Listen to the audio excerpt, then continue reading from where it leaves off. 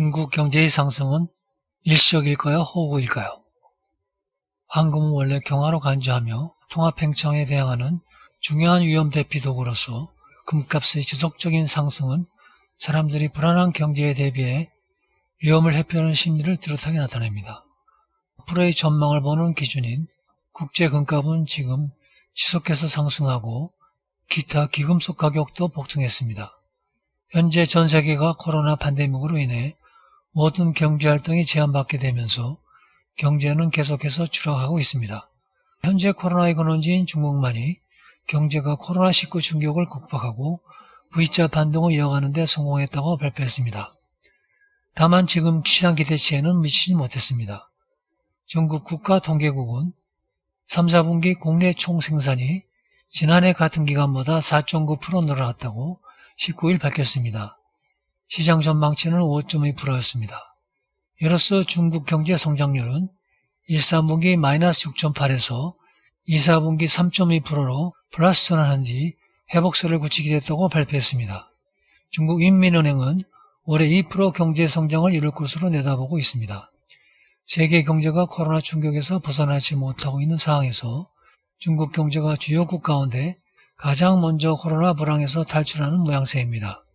중국 관영 CCTV는 이날 중국이 세계 주요국 가운데 유일한 플러스 경제 성장 국가가 됐다고 보도했습니다. 그러나 국제통화기금은 올해 중국 경제가 1.9% 성장할 것으로 전망했습니다. 반면 미국은 마이너스 4.3%, 일본은 마이너스 5.3%, 유럽연합은 마이너스 8.3%, 한국은 마이너스 1.9% 등 경제는 마이너스 성장할 것으로 예상되고 있습니다. 하지만 여전히 한계가 있다는 지적입니다. 미국, 유럽 경제가 회복하지 않은 상태에서 여전히 수출에 의존하는 중국 경제만 나홀로 성장을 이어갈 수 있겠냐는 것입니다. 그리고 수출도 여전히 고전을 면치 못하고 있습니다. 미국과의 기술 공급망 전쟁이 장기화될 경우 1,000만 명에 이르는 대졸 취업자 문제도 중국 정부로서는 부담입니다. 이런 가운데 최근엔 중국보다 GDP가 훨씬 낮은 국가인 베트남으로 직업을 구하기에 실직한 많은 젊은이들이 불법으로 국경을 넘어가고 있는 것이 적발되었습니다. 그래서 투자 활성화를 촉진하기 위해 외국 기업들에 대해 대중국 투자를 확대하고 있지만 기업들을 끌어들일 만한 인센티브가 없다는 것이 한계로 지적됩니다. 앞으로의 전망을 어둡게 보는 기준인 국제금값은 지속적으로 상승하고 기타 기금속 가격도 폭등하고 있습니다. 일주일 동안 은은 17% 상승하고 백금과 팔라듐 합금은 각각 8.9%와 11%에서 상승했습니다. 중국 국내의 큰 상공은행과 교통은행은 가격 변동으로 인해 투자자에게 손실을 줄 수 있다고 백금과 팔라듐 합금 및 기금속 지수의 거래를 잠시 중단했습니다. 현재 보유자는 손해를 보지 않는 선에서 판매만 할 수 있고 계좌는 비활성화되어 매입할 수는 없습니다. 그만큼 실물 경계는 어렵다는 얘기입니다.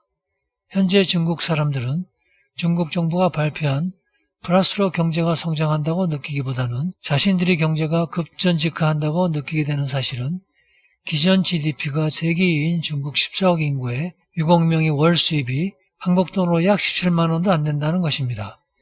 또한 그들이 생각하는 것보다 더 많은 급전직하가 발생할 수 있다는 불안감도 가지고 있습니다. 예를 들어 중국 공산당의 속성상 자신들의 이익을 위해 통계를 조작하는 믿을 수 없는 정부라고 생각하기 때문에 생각보다 심각할 수 있다고 느끼고 있는 것입니다. 또한 중공이 줄곧 선전하는 식량 안정은 사실이 아닐 수도 있으며 황제 지모경이라는 동영상이 유행되면서 많은 사람이 보고 있지만 중국의 대예언서인 지모경에서 예언했던 것처럼 2020년 대세 경자년에 많은 사람들이 급사했고 추나수몰의 홍수 재해 예언 등이 맞아떨어졌다는 사실 등에 예민하게 반응하고 있으며 더욱이 지모경에서는 올해 가을과 겨울에 배고픔과 갈증이 많을 것이며 바로 올해 가을과 겨울에 기근이 발생할 수 있다는 예언에 불안해하고 있다는 것입니다. 더욱이 이런 현상은 단지 중국뿐만 아니라 팬데믹 코로나 더불어 전 세계적인 환상으로 확대될 가능성도 있는 것으로 봅니다.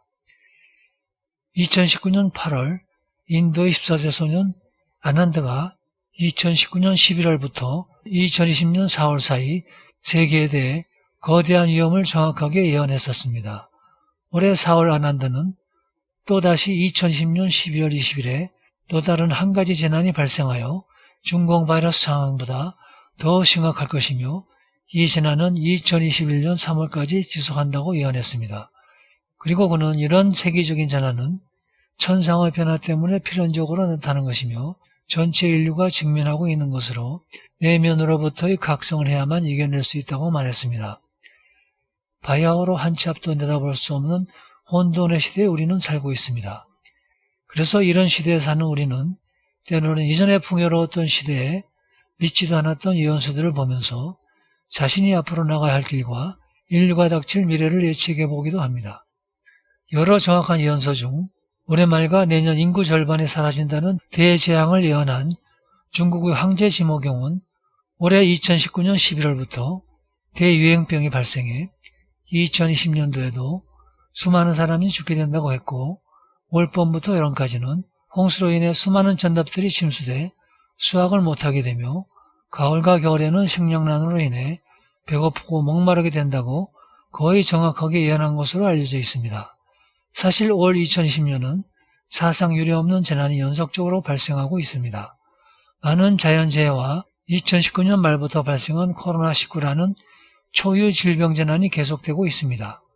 과거 교감유록이나 유백원 비기의 유명한 예언서에서도 2020년에는 큰 재앙이 발생한다고 기록되고 있습니다. 심지어 여러 예언자들은 내년 2021년에도 상황은 올해보다 더 심각하다고 기록하고 있습니다. 현재 전 세계에 영향을 미치고 있는 중국 상황을 되짚어보고 내년에는 어떤 상황이 도래될지 중국의 유명 예언서 지모경을 타산지석으로 삼아 짚어보기로 합니다. 지모경은 고대 중국 농민들이 농작물 수확의 호불함과 한 해 농사를 짓는 지침서로서 활용된 예언서입니다. 이 예언서는 60갑자의 순서대로 1년의 시 한 편과 정기 한 편이 적혀 있는데 중국에서는 황제가 내려진 경전이라고 해서 황제지모경이라고 부릅니다. 먼저 2020년 경자년에 대해서 살펴보겠습니다. 신은 말합니다. 경자년에 많은 인민들이 갑자기 죽게 됩니다. 2019년 11월부터 발생한 코로나 전염병으로 2020년에도 수많은 사람들이 죽게 된다는 것입니다.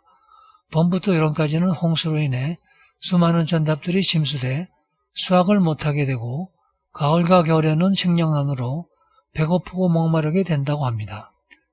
밭에 있는 곡식 수확은 절반도 안 되고 벼는 베지 못할 정도로 된다고 합니다.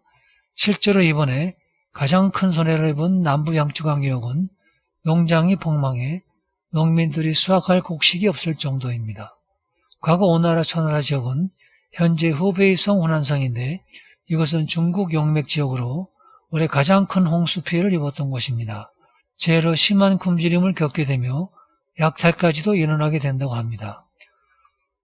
뽕나무 잎 수확이 변변치 않아 뇌치는 여인이 기뻐할 수 없듯이 농민들이 누에를 쳐서 성과도 없는 헛수고를 하게 되니 마음이 편치 못하게 된다고 합니다. 열심히 노력해도 아무런 결과가 없으니 도로아미 타불이 된 듯 심정이 매우 안 좋습니다. 젊게는 말하기를 경자년은 지혜인데 마치 지가 곡식을 다 먹어버린 것처럼 인민들은 먹을 양식이 없지만 높은 지위에 있는 부패관리들은 여전히 잘 살아 편파적이라고 했습니다. 또 겨울부터는 새로운 전염병이 발생해 정점에 이를 것이며 많은 사람들이 죽게 돼 산에는 수많은 묘지가 들어서게 된다고 합니다. 다음은 2021년 신축년 예언입니다.